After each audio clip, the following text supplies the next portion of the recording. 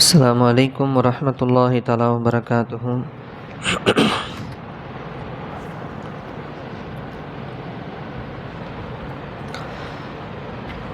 திக்ரை பற்றிய சிறப்புகள். பிஸ்மில்லாஹிர் ரஹ்மானிர் ரஹீம். சேர்ந்திருக்க சிறந்த நபர்கள் யார்? அப்துர் ரஹ்மான் இப்னு சஹல் ரலியல்லாஹு அன்ஹு அவர்கள் அறிவிக்கின்றார்கள், ரசூல் கரீம் ஸல்லல்லாஹு அலைஹி வஸல்லம் அவர்கள் தங்கள் இல்லத்தில் இருக்கும்போது, வஸ்பிர் நஃப்ஸக மஅல்லதீன யதுஊன ரப்பஹும் பில் கதாத்தி வல் அஷீ, காலையிலும் மாலையிலும் தங்களின் இரட்சகனை அழைத்து திக்ரு செய்து கொண்டிருப்பவுடன் உம்மை நீர் கட்டுப்படுத்திக் கொள்வீராக என்ற ஆயத் அருளப்பட்டது. காலையிலும் மாலையிலும் தங்களின் இரட்சகனை அழைத்து திக்ரு செய்து கொண்டிருப்பவுடன் உம்மை நீர் கட்டுப்படுத்திக் கொள்வீராக என்ற ஆயத் இறக்கப்பட்டது. அப்பொழுது திருநபி ஸல்லல்லாஹு அலைஹி வஸல்லம் அத்தகையோரை தேடிக்கொண்டு புறப்பட்டார்கள்.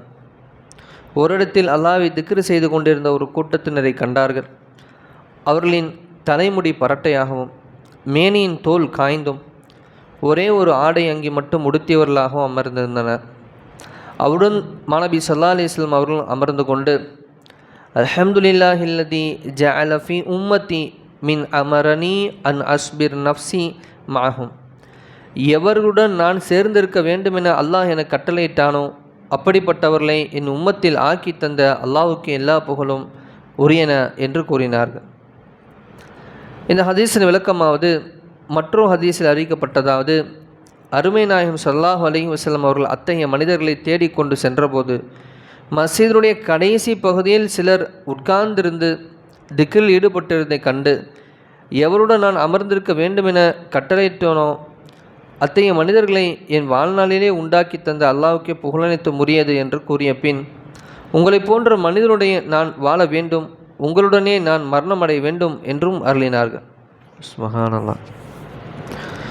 மற்றொரு ஹதீஸில் அருளப்பட்டிருப்பதாவது, ஹஜ்ரத் சல்மான் ஃபார்சி ரலியல்லாஹு அன்ஹு அவர்களும் மற்றும் சில சஹாபாக்களும் ஒன்று சேர்ந்து அல்லாஹ்வை திக்ர் செய்வதில் ஈடுபட்டிருந்தார்கள். ரசூலுல்லாஹி ஸல்லல்லாஹு அலைஹி வஸல்லம் அவர்களின் அருகில் சென்றதும் திக்ர் செய்வதை நிறுத்திவிட்டு மௌனமாக இருந்தார்கள். நீங்கள் என்ன செய்து கொண்டிருந்தீர்கள் என நபி ஸல்லல்லாஹு அலைஹி வஸல்லம் அவர்கள் வினவிய போது, நாங்கள் அல்லாஹ்வை திக்ரு செய்வதில் ஈடுபட்டிருந்தோம் என்று கூறினார்கள். அல்லாஹ் தஆலாவுடைய ரஹ்மத் உங்களின் மீது இறங்கி கொண்டிருப்பதை பார்த்து நானும் உங்களுடன் சேர்ந்து உட்கார வேண்டுமென விரும்பி இங்கு வந்தேன் என்று கூறிய நபி ஸல்லல்லாஹு அலைஹி வஸல்லம் அவர்கள், எவருடன் சேர்ந்து உட்கார வேண்டுமென நான் கட்டளையிடப்பட்டேனோ அத்தகையோரை என் உம்மத்தில் உருவாக்கி தந்த அல்லாஹ்வுக்கு எல்லா புகழும் என்றும் அருளினார்கள். ஹஜ்ரத் இப்ராஹிம் நகஇ ரஹ்மத்துல்லாஹி அலைஹி அவர்கள் காலையிலும் மாலையிலும் தங்கள் இரட்சகனை அழைப்பவர்கள் என்ற ஆயத்திற்கு திக்ரு செய்பவர்கள் என்பதாக விளக்கம் கூறியுள்ளார்கள்.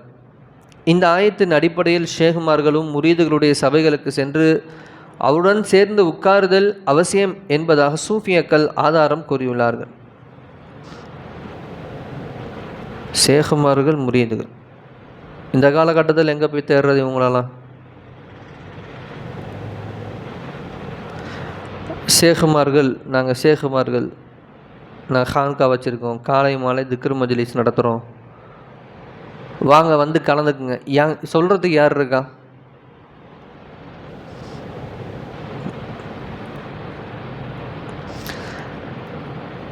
அருமையானவர் எழுதுகிறார்கள், ஷேகுமார்கள் முருவரை சபைகளில் சென்று அவருடன் சேர்ந்து உட்காருதல் அவசியம் என்பதாக சூஃபியாக்கள் ஆதாரம் கூறியுள்ளார்கள். ஏனென்றால் அதன் மூலம் பலவித பலன்கள் ஏற்படுவதுடன் ஷேகுடைய நஃப்ஸும் பரிபூர்ண பக்குவம் பெறுகிறது. மேலும் பக்குவம் பெறாதவருடைய தீய நடவடிக்கைகளை சகித்து கொள்வதன் மூலம் ஷேகுடைய நஃப்ஸில் அல்லாஹ்வுக்கு வழிபடும் தன்மை உருவாகி நஃப்ஸுடைய வேகத்தன்மை அடங்கி அது பலவீனம் அடைகிறது. இவை தவிர உள்ளங்கள் ஒன்று சேர்வதில் அல்லாஹ் தஆலாவுடைய ரஹமத்தும் வந்து சேர்வதற்கு விசேஷமான தொடர்பு உண்டு.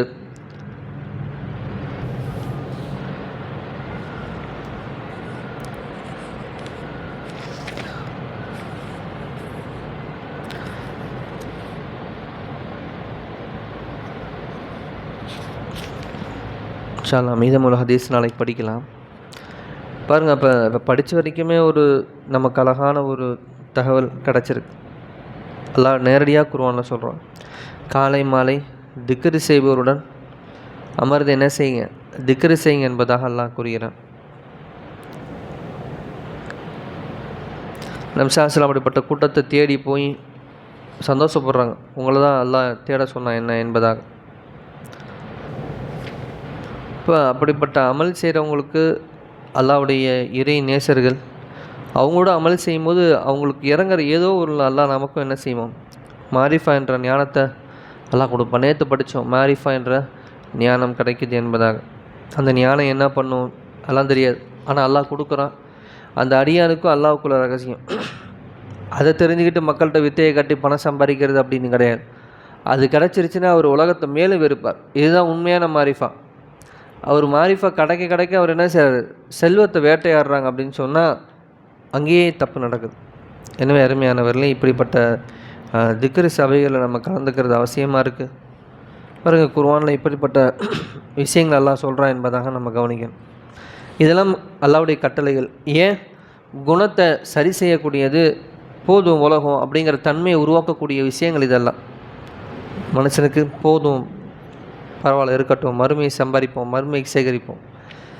அப்போ இது நம்ம எப்படி இதை அமல்படுத்துறது உம்மத்தில்னு கேட்டால், முதல் வீடுகள் என்ன செய்யணும், வீட்டில் இருக்க தலைவர்கள் பெற்றோர்கள் என்ன செய்யணும், முதல்ல காலை மாலை அமல் செஞ்சு உட்கார வைக்கணும், பிள்ளைங்களையும் சேர்ந்து உட்கார வைக்கணும். அப்போ தான் பிள்ளைங்களுக்கு இந்த சப்ஜெக்ட் தெரியும். ஆனால் இப்போ ஏற்பட்ட இந்த விஷயத்தை பற்றி இந்த உம்மத்தில் இன்றைக்கி கவலைப்படுறாங்களா? மக்கள்கிட்ட கவலை இருக்கா? பள்ளிகளை நடத்தக்கூடிய வாரம் ஒரு நாள் திக்ருலையுமே மக்களை பார்க்க முடியறதில்ல. எனவே இதெல்லாம் நம்மளை பக்குவப்படுத்தக்கூடியது, இன்னும் இந்த உலகத்தை விளங்க வைக்கக்கூடியது. இன்ஷா அல்லாஹ் நம்மளும் காலை மாலை எல்லாம் என்ன கட்டளையிட்டானோ அதுபோன்று நாமளும் அமல் செஞ்சு இறை நெருக்கம், இறை நேசர்களுடைய பட்டியலில் ஆவதற்கு வருவதற்கு அல்லாஹ் நல்ல நசீவை நமக்கு தந்தல் புரிவானாக. சுப்ஹானல்லாஹி பிஹம்திஹி, சுப்ஹானக்கல்லாஹும்ம பிஹம்திக, அஷ்ஹது அல்லா இலாஹா இல்லா அன்த, அஸ்தக்ஃபிருக வ அத்தூபு இலைஹ். ஆமீன். ஹைரி. சுப்ஹான ரப்பிக ரப்பில் இஸ்ஸத்தி அம்மா யசிஃபூன் வ ஸலாமுன் அலல் முர்ஸலீன் அல்ஹம்துலில்லாஹி ரப்பில் ஆலமீன். ஸல்லல்லாஹு அலா முஹம்மது ஸல்லல்லாஹு அலைஹி வஸல்லம். ஸல்லல்லாஹு அலா முஹம்மது ஸல்லல்லாஹு அலைஹி வஸல்லம். ஸல்லல்லாஹு அலா முஹம்மது யா ரப்பி ஸல்லி அலைஹி வஸல்லம். அஸ்ஸலாமு அலைக்கும் வரஹ்மத்துல்லாஹி தஆலா வ பரகாத்துஹு.